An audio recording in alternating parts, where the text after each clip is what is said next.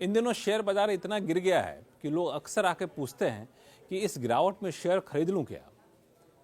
मन तो करता है उनको, लेकिन कौन सा शेयर खरीदें ये चुन नहीं पाते हैं। इसे लोगों से पूछते रहते हैं, कई बार गूगल सर्च करते हैं, कई बार अपने दोस्तों से पूछते हैं, कई बार व्हाट्सएप की मदद लेते हैं।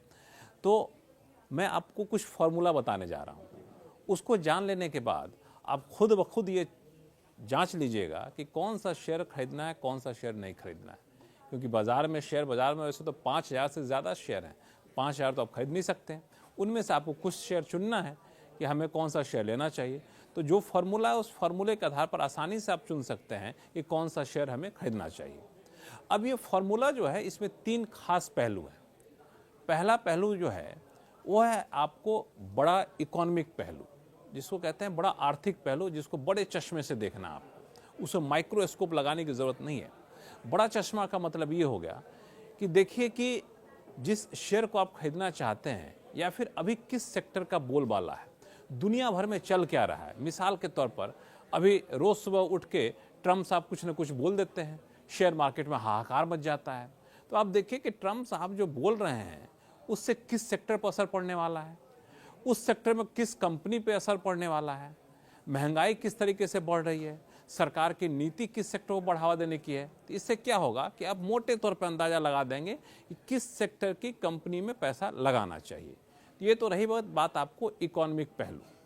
अब उसके बाद आता है फाइनेंशियल पहलू। जब फाइनेंशियल पहलू में आएंगे तो इसमें 2 चीज़ें की बात आती है, एक क्वांटिटी के हिसाब से, एक क्वालिटी के हिसाब से।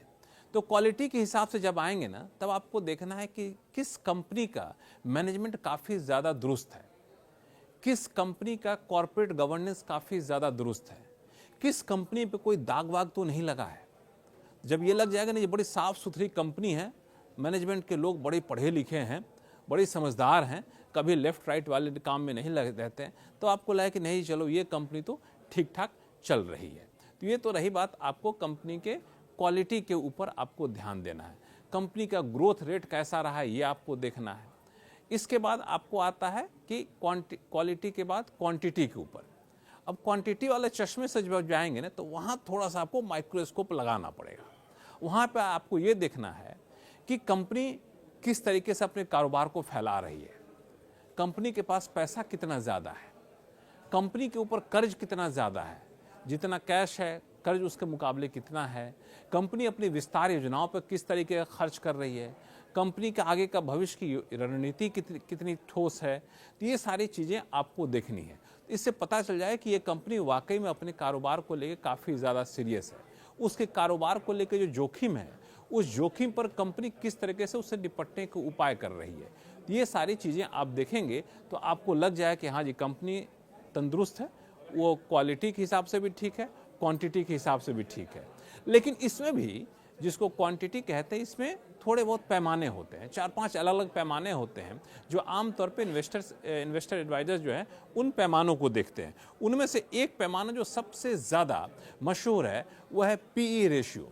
अभी टेक्निकल टर्म है पीई रेशियो, आप सुन के भाग जाएंगे तो भागिएगा नहीं, वो कुछ नहीं है, बहुत ही सिंपल सा फॉर्मूला है। पीई रेशियो का मतलब होता है प्राइस टू अर्निंग रेशियो।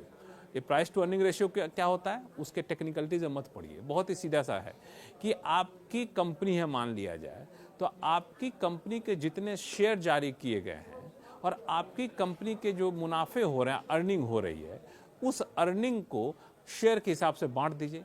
अब देखिए कि प्रति शेयर कंपनी की अर्निंग या कंपनी की आमदनी कितनी हो रही है, प्रति शेयर कंपनी की आमदनी कितनी हो रही है और शेयर की अभी कीमत क्या है।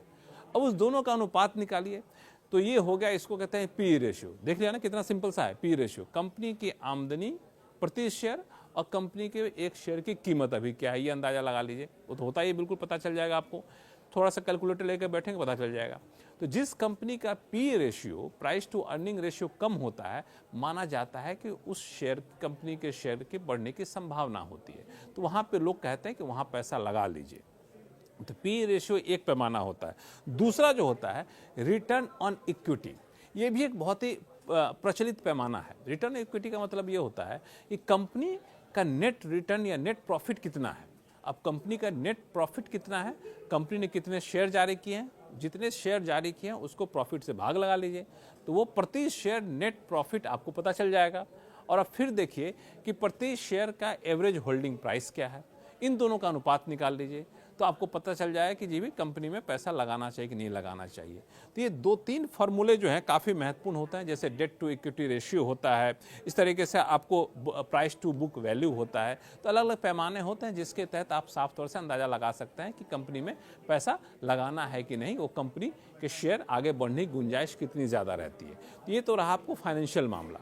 एक होता है टेक्निकल एस्पेक्ट। टेक्निकल चश्मा जो होता है वो बड़ा ही टेक्निकल होता है वाकई में। उसको टेक्निकल चार्ट के जरिए देखा जाता है कंपनी के शेयर में अभी पैसा लगाना है, लगा लिए तो कब निकल जाना है, तो बिल्कुल टेक्निकल एनालिसिस किया जाता है। उसका भी एक बड़ा सटीक फार्मूला होता है। तो ये मोटे तौर पे ये पैमाने हैं जिसके आधार पर आप चुन सकते हैं कि किस कंपनी के शेयर को हमें कब किस कीमत पर खरीदना है। लेकिन एक बात ध्यान दीजिएगा, चूँकि पैसा आपका है, पैसा आपकी गाढ़ी कमाई का है, तो जब भी आप शेयर में पैसा लगाएं तो ये ज़रूर देखिएगा कि शेयर में पैसा लगाना जोखिम भी उठाने के बराबर होता है। और एक सेबी जो कि शेयर मार्केट का रेगुलेटर होता है, सेबी से सर्टिफाइड इन्वेस्टमेंट प्लानर होते हैं, एडवाइज़र होते हैं, उनकी सलाह ज़रूर लें, तभी आप कोई शेयर खरीदें।